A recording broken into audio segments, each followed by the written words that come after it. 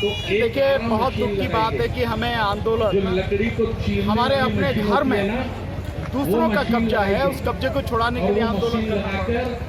राजा ने कहा देखो भाई, आपने कभी देखा है कि किसी हिंदू मंदिर में किसी बौद्ध का कब्जा हो, या कोई बौद्ध पुजारी हो, या ईसाई समुदाय का कोई व्यक्ति पुजारी हो, या मुस्लिम समाज का कोई व्यक्ति? नहीं।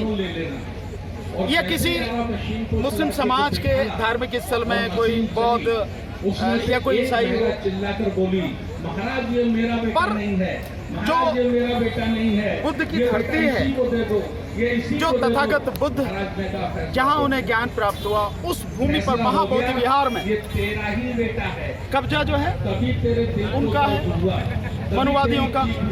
और ये कब्जा भी कानून के माध्यम से, जो 1949 में एक्ट बनाकर कानून के माध्यम से कब्जा किया गया। ये एक दुनिया के किसी कोने में आपको ऐसा उदाहरण नहीं मिलेगा। और इस बात के लिए हमें आंदोलन करना पड़ा।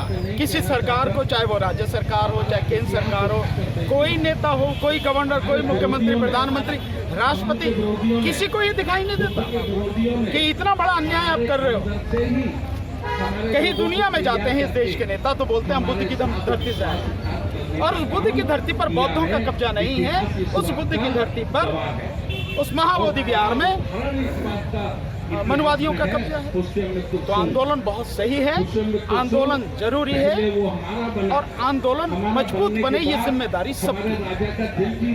सर, आज बुद्ध जयंती के दिन पर आपने कैसा फैसला लिया सर, ये बहुत जगह आने का? नहीं, देखिए, मुझे आना तो पहले ही था, लेकिन है क्या कि इस तरह के आंदोलन पहले भी हुए, तो मैं उन आंदोलनों का बड़ा हिस्सा रहा हूँ जो महाबोधि विहार को मुक्त कराने के आंदोलन हुए, जो एक भिक्षु सुरेश देसाई जी के नेतृत्व में हुआ और एक साथ भिक्षु आनंद जी के नेतृत्व में।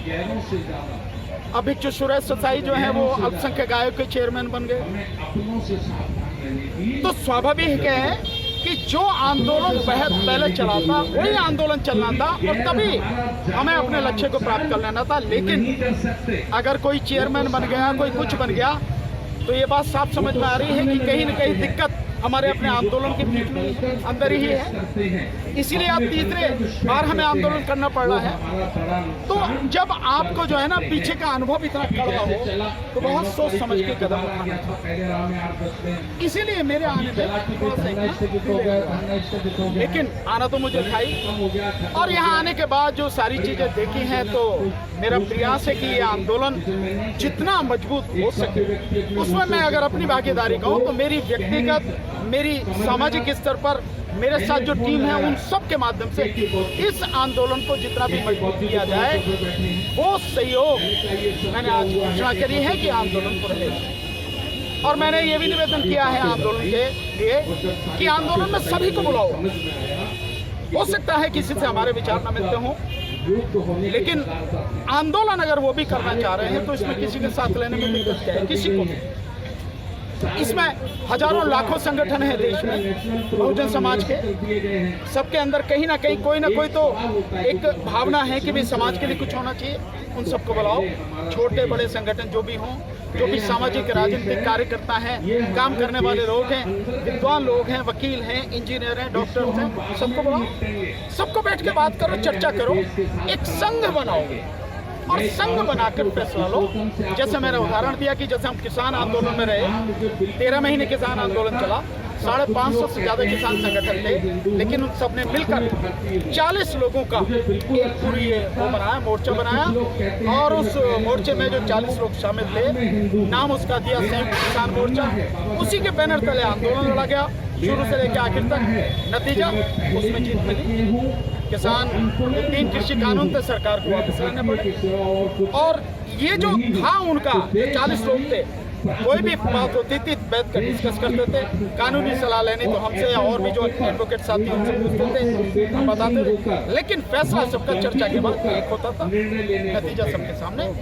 ऐसा ही एक संघ यहाँ भी बनना चाहिए, जिसमें हर तरह के लोग हों, एडवोकेट भी हों, इंजीनियर भी हों, डॉक्टर्स भी हों, जिसमें समाज में काम करने वाले लोग भी हों, राजनीतिक क्षेत्र में अच्छी सोच रखने वाले लोग भी हों, और साथ साथ में जो रिटायर्ड लोग हैं, जो सरकार में जिन्होंने काम किया है, जो IAS IPS लोग भी हैं, क्योंकि उनको सरकार के अंदर की चीज़ें मालूम है कि सरकार कैसे काम करती है, इन सबको लेके बात करी जाए, एक संघ बनाया जाए और इस आंदोलन को व्यापक स्तर पर चलाया जाए।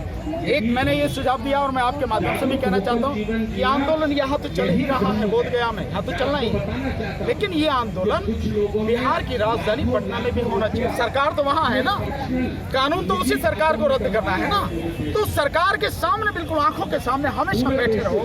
तो एक आंदोलन यहाँ है तो वहाँ भी चलना चाहिए। और इस सरकार को जो सपोर्ट कर रही है या इसके साथ मिलकर जो सरकार चला रही है केंद्र सरकार, तो दिल्ली में भी आंदोलन होना चाहिए। ये सारी बातें बैठ के होना चाहिए और आंदोलन कम से कम 3 जगह तो चलना ही चाहिए। और इसको कैसे हम बड़ा बनाएं, क्योंकि ये राष्ट्रीय मसला नहीं है, ये क्षेत्रीय मसला नहीं है, ये केवल बोधगया का या गया का, ये बिहार का मसला नहीं है या भारत का मसला है, ये अंतर्राष्ट्रीय मसला है।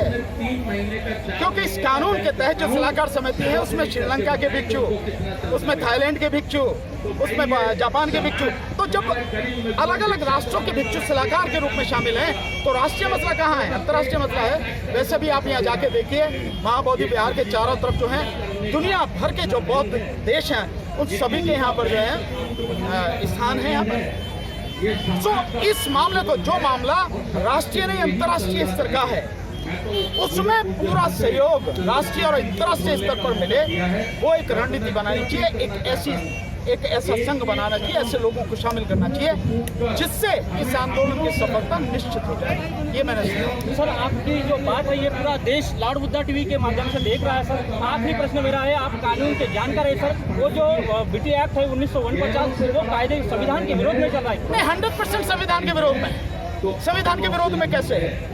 संविधान धार्मिक स्वतंत्रता की हमें जो आज़ादी देता है, मूल अधिकार है हमारा, अनुच्छेद 25 से लेके जो हमारा जो मूल अधिकार है धार्मिक स्वतंत्रता का, हमारे घर में दूसरा आके बैठा हुआ है।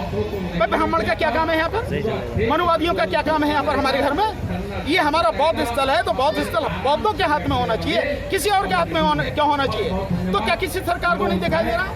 किसी राष्ट्रपति को, उपराष्ट्रपति को, किसी भी लोकसभा के अध्यक्ष को, राज्यसभा के सभापति को, इस देश के मुख्यमंत्रियों को, राज्यपालों को, बड़े बड़े अधिकारी को, किसी को नहीं दिखाई दे रहा, किसी नेता को नहीं दिखाई दे रहा कि संविधान के विरुद्ध में काम हो रहा है। तो कानून को पूरी तत्काल प्रभाव से रद्द करना चाहिए।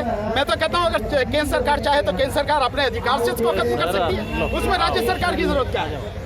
संविधान के विरोध में काम है ये सब कुछ तो कर सकती है, लेकिन करेगा क्यों? क्योंकि मसला हमारा है। अगर मसला उनका होता तो जैसे आर्थिक आधार पर 10% आरक्षण दे दिया इस मोदी सरकार ने, उनका होता तो सब कानून अपने हित में कर लेते। ये स्थिति है।